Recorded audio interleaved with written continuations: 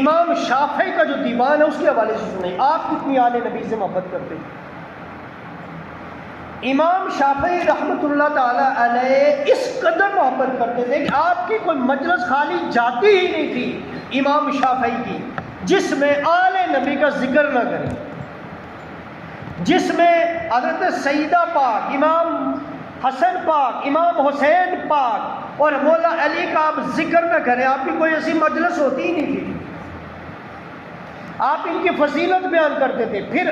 اس قدر محبت کرتے تھے کہ آپ کو آپ کے دور میں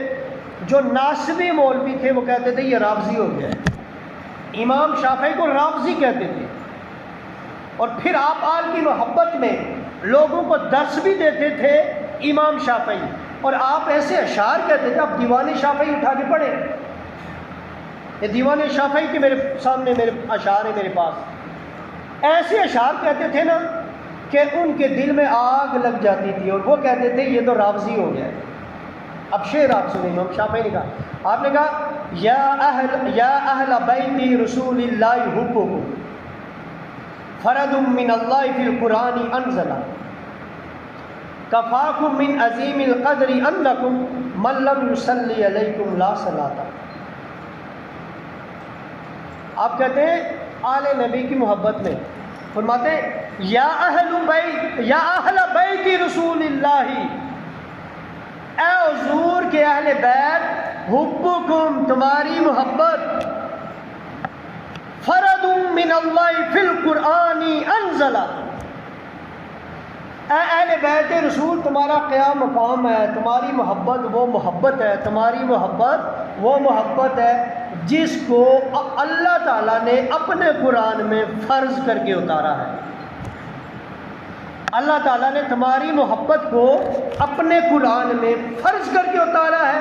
اور پھر کہتے ہیں کفاکم من عظیم القدر انکم، کفاکم کافی ہے تمہارے لیے، تمہارے لیے یہی کافی ہے، تمہاری عظیم قدر کے لیے، تمہاری اعلیٰ مرتبت کے لیے، تمہارے لیے اونچا ہونے کے لیے، تمہارے شرف کے لیے، عظیم القدر کے لیے،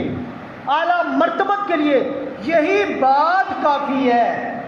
امام شافعی ان کو مرچیں لگاتے ہوئے کہتے ہیں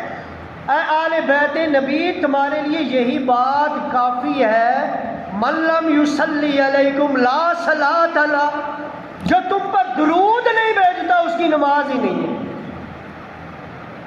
من لم یصلی علیکم لا صلاۃ لہ، جو حضور کی آل پر درود نہ بھیجے اس کی نماز ہی مکمل نہیں ہے۔ امام شافعی کہتے ہیں تمہارے لیے یہی کافی ہے کہ جب تم اللہ کی آگے کھڑے ہوتے ہو، قیام کرتے ہو رب کی بارگاہ میں، رکوع کرتے ہو رب کی بارگاہ میں، سجدہ کرتے ہو رب کی بارگاہ میں، اللہ کی توحید بیان کرتے ہو، اس کو اپنا معبود جانتے ہو، لا شریک مانتے ہو، اس کے بعد اسی لا شریک معبود کی عبادت ہی کے دوران رکوع کر دیا، سجدہ کر دیا، معبود مان لیا، اب کہا گھٹنے ٹیکو، گھٹنے ٹیک کر میرے نبی کی آل پر درود بھی بھیجو۔ پھر ہم کرتے ہیں اللہم صلی علی محمد وعلی آل محمد۔ تو امام شافعی اس طرف اشارہ کر کے کہتے ہیں من لم یصلی علیکم لا صلاۃ لہ، اور جو تم پر درود نہیں بھیجتا اس کی نماز ہی نہیں ہے نا۔ اور آگے فرماتے ہیں رکبت علی اسم اللہ فی سفن النجاۃ وہم اہل بیت المصطفیٰ خاتم الرسل وامسکت حبل اللہ وہو ولاؤہم کما قد امرنا بتمسکا بالحبل۔ آپ کہتے ہیں امام شافعی کہتے ہیں کہ رکبتو میں سوار ہو گیا، رکبتو میں سوار ہو گیا، علی اسم اللہ، اللہ کا نام لے کر، کہتے ہیں میں اللہ کا نام لے کر میں سوار ہو گیا، فی سفن النجاۃ، نجات والی کشتیوں میں سوار ہو گیا، وہ کشتیاں جنہوں نے نجات دینی ہے میں اللہ کا نام لے کر ان میں سوار ہو گیا۔ اور کہتے ہیں وہم اہل بیت المصطفیٰ، امام شافعی سے پوچھے نا اے امام شافعی وہ نجات والی کشتیاں کون سی ہیں جن میں آپ سوار ہوئے؟ تو دوسرے مصرے میں جواب دیتے ہیں، کہتے ہیں کوئی اور نہ سمجھنا، میری وہ نجات والی کشتیاں کون ہیں؟ کہتے وہم اہل بیت المصطفیٰ، وہ نجات والی کشتیاں حضور کی اہل بیت ہیں، ختم الرسل، جو اچھا کمال نہیں ہو گیا؟ امام شافعی کے اس ربائی کے اندر پہلا جو شعر ہے، اس پہلے شعر میں توحید بھی ہے، عقیدہ رسالت بھی ہے، اور حضور کی آگ سے مودت بھی ہے۔ آپ دیکھیں کیا کہتے ہیں، الاسم اللہ، اللہ کا نام لے کر، اس میں توحید آ گئی، الاسم اللہ، میں اللہ کا نام لے کر، اور پھر رسالت کی جب بات کی تو کہا میرا عقیدہ یہ ہے، المصطفیٰ، مصطفیٰ وہ ہے ختم الرسل، کہ ان کے بعد کوئی رسول کوئی نبی نہیں آئے گا، وہ انبیاء کے سلسلے اور رسالت کے سلسلے کے خاتم بن کر آئے ہیں، ان کے بعد اب کوئی نبی اور کوئی رسول نہیں آئے گا، عقیدہ رسالت میرا یہ ہے۔ اور مودت کی بات کرتے ہوئے کہتے ہیں فی سفن النجا، میں اس نجات والی کشتی میں بیٹھ گیا ہوں۔ تینوں بات اس ایک شعر میں گئی ہے۔ فرمایا رکبت علی اسم اللہ فی سفن النجا وہم اہل بیت المصطفیٰ خاتم الرسل، اور آگے پھر فرمایا وَامْسَكْتُ حَبْلَ اللَّهِ وَهُوَ وَلَاهُمْ، آپ کہتے ہیں میں نے پکڑ لیا ہے، کس چیز کو پکڑا ہے؟ کہتے ہیں وَامْسَكْتُ، میں نے مضبوطی سے پکڑ لیا ہے، حبل اللہ، اللہ کی رسی کو، میں نے اللہ کی رسی کو مضبوطی سے پکڑ لیا ہے۔ اور وہ اللہ کی رسی کیا ہے؟ وہ اللہ کی رسی کیا ہے؟ امام شافعی کون سی رسی ہے جس کو آپ نے مضبوطی سے پکڑا ہے؟ فرماتے ہیں وَهُوَ وَلَاؤُهُمْ، وہ حضور کی آل کی محبت ہے۔ آپ کہتے ہیں اللہ کی رسی میں کسی اور کو نہیں سمجھتا، میں شافعی کا عقیدہ یہ ہے جس اللہ کی رسی کو اللہ نے کہا ہے تفرقے میں نہ پڑو، اسے مضبوطی سے تھامے رکھو، میں اس اللہ کی رسی کو حضور کی آل کی محبت کو سمجھتا ہوں، اور کہتے ہیں میں نے اسے پکڑ لیا ہے کما قد امرنا، جس طرح کہ ہمیں اس رسی کو مضبوطی سے پکڑنے کا حکم دیا گیا تھا۔ یعنی پہلے شعر میں حدیث کی طرف اشارہ کر رہے ہیں، جب آپ نے کہا میں نجات والی کشتیوں میں سوار ہو گیا، حضور نے نہیں فرمایا تھا میرے اہل بیت کی مثال کشتی نوح کی طرح ہے، اور کشتی نوح کے مزاج کو بھی آپ نے سمجھا، کشتی نوح سے حضور کی مراد کیا ہے؟ اس بات کو جان لیں آپ سمجھ جائیں گے کہ ہم کہاں کھڑے ہیں، ہم کشتی کے اندر ہیں باہر ہیں، ہمارا انجام کیا ہے آپ کو یہاں سے پتہ چل جائے گا۔ حضور نے فرمایا میری اہل بیت کی مثال کشتی نوح کی طرح ہے۔ مجھے ایک بات بتائیں، کشتی نوح میں جو لوگ بیٹھے تھے ایک وہ ہے جو نہیں بیٹھے تھے، بیٹھنے والوں میں سے کوئی ایک ایسا ہے جس کو نجات نہ ملی ہو؟ جتنے بیٹھے تھے سب نجات پا گئے، اور جتنے نہیں بیٹھے تھے چاہے نوح علیہ السلام کی بیوی بھی تھی تباہ و برباد ہو گئی۔ سمجھ گیا؟ اس کا مطلب میرے نبی نے فرمایا کہ میری اہل بیت کشتی نوح کی طرح ہے، جو اس میں بیٹھیں گے وہی کامیاب ہوں گے، جو نہیں بیٹھیں گے تباہ ہو جائیں گے۔ کشتی نوح میں جو نہیں بیٹھے تھے ان کو بھی لے، بیٹھنے والوں کو نہ لے، جو نہیں بیٹھے تھے وہ تباہ ہو گئے، اور جو بیٹھے تھے سب کامیاب ہو گئے۔ اسی لیے میرے نبی نے اس کی مثال دی، میرے اہل بیت کشتی نوح کی طرح ہے، نہیں بیٹھو گے ہلاک ہو جاؤ گے، بیٹھو گے نجات پا جاؤ گے۔ امام شافعی نے اسی کی طرف اشارہ کرتے ہوئے یہ فرمایا، آگے فرماتے ہیں لوگوں نے جب ان کی محبت کو دیکھا نا، کہا یہ تو رافضی ہو گیا ہے، شعر بڑے ہیں میرے پاس ٹائم تھوڑا رہ گیا، انکانا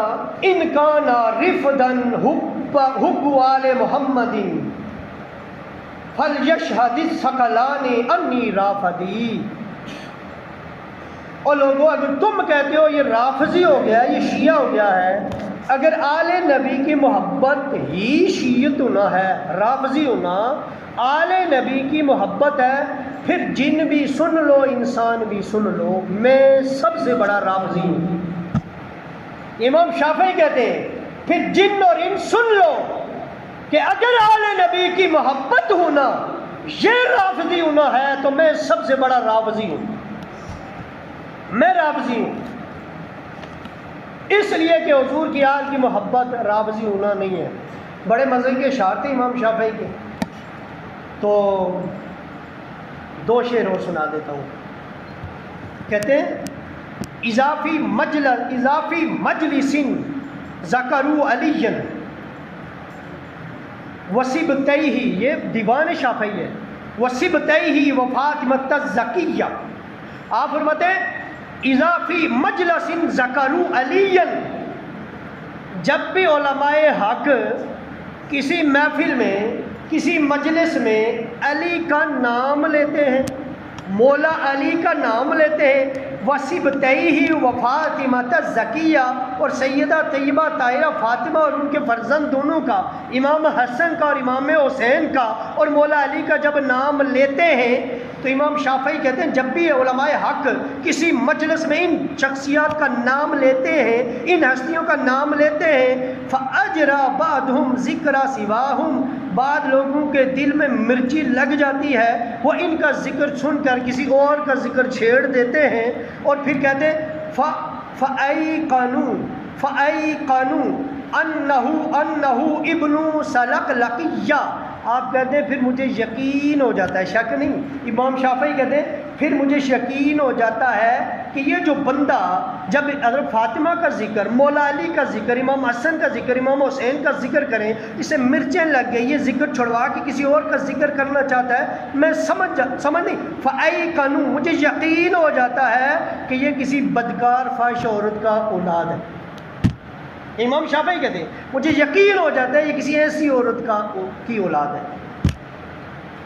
یہ عقیدہ امام شافعی کا ہے، دیوان شافعی میں ہے، یہ ان کے الفاظ کہ میں سمجھ جاتا ہوں جب کوئی ایسا ذکر کرے، بلکہ یہ میں اشعار چھوڑ رہا ہوں، یہ میں پورا پیج 1 2 3 4 5 6 7 سب اسی طرح کے اشعار ہیں، بڑی محبت والے۔ آخری شعر سنا رہا ہوں کیونکہ ٹائم نہیں ہے۔ آپ فرماتے ہیں اذا نحن فضلنا، یہ جو امام شافعی کا یہ شعر میں نے اس لیے اینڈ پر آیا ہوں، یہ وہ شعر ہے جو ہمیں بتاتا ہے کہ ہم سنی صحیح ہیں، نہ ہم رافضی ہیں نہ ہم ناصبی ہیں، اہل سنت حق پر کس طرح ہیں، امام شافعی کے اس شعر میں آپ کو پہچان بتائی گئی ہے۔ فرماتے ہیں اذا نحن فضلنا علی فاننا روافد بالتفضیل عند ذوی الجہل، آپ کہتے ہیں جب میں مولا علی کی فضیلت بیان کروں، مولا علی کی شان بیان کروں، مولا علی کی افضلیت بیان کروں، مولا علی کی شانیں بیان کروں، ان کی فضیلت بیان کروں، تو جو جاہل لوگ ہیں، جاہل لوگ وہ مجھے رافضی کہہ دیتے ہیں کہ یہ رافضی ہو گیا ہے۔ اور پھر آگے بات کرتے ہیں وَفَضْلُ أَبِي بَكْرٍ إِذَا مَا ذَكَرْتُهُ، اور جب میں حضرت ابو بکر صدیق کی فضیلت بیان کرتا ہوں، جب میں سیدنا صدیق اکبر کی شان بیان کرتا ہوں، میں جب سیدنا صدیق اکبر کی افضلیت کا ذکر کرتا ہوں، رمیت بنسب عند ذکری للفضل، تو ابو بکر صدیق کی فضیلت کی ذکر کی وجہ سے جن کے دل میں مرچیں پڑتی ہیں وہ مجھے ناسبی کہہ دیتے ہیں، یعنی صحابہ کی شان بیان کی جائے یہ ناسبی ہے، آل پاک کی شان بیان کی جائے یہ رافضی ہے۔ امام شافعی کہتے ہیں یہ دونوں جاہلوں کا کام ہے۔ جب آپ دیکھیں کہ حضرت ابو بکر صدیق کا آپ ذکر کر رہے ہیں اور کوئی فوراً ابو بکر صدیق کے ذکر کو موڑے مولا علی کے ذکر کی طرف، یا حضرت عمر کا ذکر کر رہے ہیں کوئی موڑے ایک دم حضرت مولا علی کی طرف، یا حضرت عثمان غنی کا ذکر کریں، تو اس وقت سمجھ جائیں کہ یہ بندہ مسلمان نہیں ہے بلکہ منافق ہے۔ اور جب علی کا ذکر ہو اور کوئی فوراً بات کو تبدیل کر کے لے آئے صحابہ کی طرف، امام شافعی کہتے ہیں میں سمجھ جاتا ہوں یہ بھی جاہل ہے۔ ان دونوں کا تعلق حق کے ساتھ نہیں ہو سکتا۔ حق والا وہ ہے حضور کے جس صحابی کی بھی شان بیان کرے وہ خوشی سے سنے، اس کا چہرہ خوشی سے کھل اٹھے، حضور کی آل کا ذکر بھی سنے، اس کا چہرہ خوشی سے کھل اٹھے۔ وآخر دعوانا الحمدللہ رب العالمین۔